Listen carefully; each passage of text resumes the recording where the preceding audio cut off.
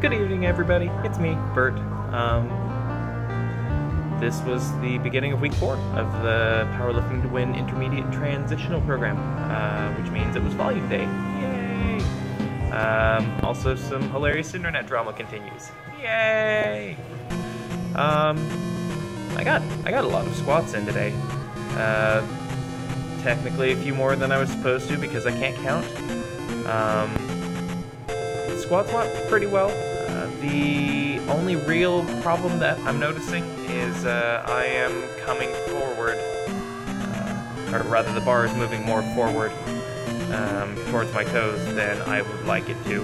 And I did a couple of things to try and tinker around and see if I could mitigate that somewhat, and pretty much to no avail. Little concerned because these are light weights and I shouldn't be like folding and flopping forward in the hole, so not quite sure what I need to tighten up. I even tried swapping over to high bar with the wide foot stance to see if that was going to help take care of that, and so that's what's going on this set. Didn't change the weight, literally just swapped where the bar was sitting on my neck to see if that was going to help stay up, and it pretty much didn't. It just made it feel slightly harder because I wasn't really warmed up for the bar position being there.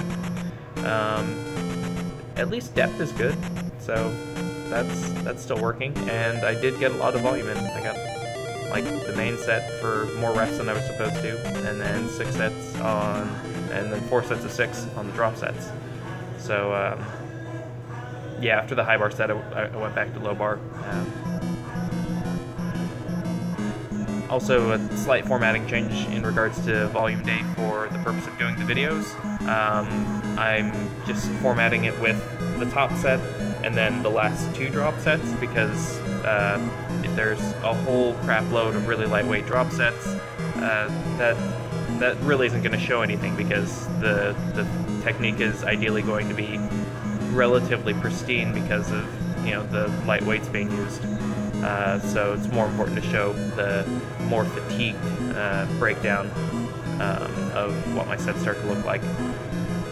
Paused bench, I say pause because that's what I was supposed to do. There's supposed to be 2 count pauses, and for some reason I could not seem to make myself count while pausing, so these feel slightly more paused than touch and go. I think I might need to take the weight down on these because I'm consistently not able to keep that pause on the top set. Plus I didn't get the 6th rep that I would have liked to. The drop sets went a little bit better. I mean, it kind of makes sense. They were lighter. Obviously they're going to feel better. Really trying to figure out how to keep everything tight instead of just sort of wasting force through my heels and lifting my butt up off the bench. So, and I feel as the sets progressed, that actually got a little bit easier.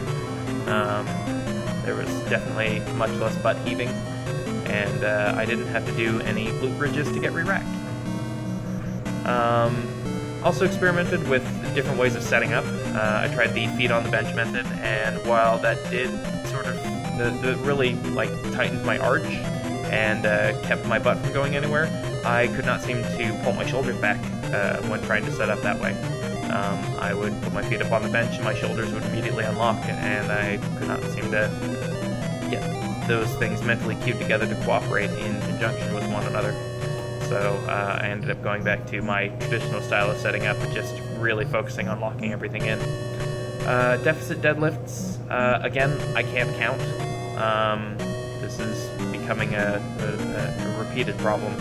And my setup, I'm not quite sure if I'm okay with what my setup is looking like. I'm starting out rounded and sort of carrying that through the lockout. Also, I hate hex plates. The good news is I will be filming my workouts at another gym now, and they have round plates. So that'll be cool. It'll also be less crowded, which is definitely a plus. The footage ends there today because there were some people that were uncomfortable with me filming, so I had to stop doing that. This is for you, Georgie boy.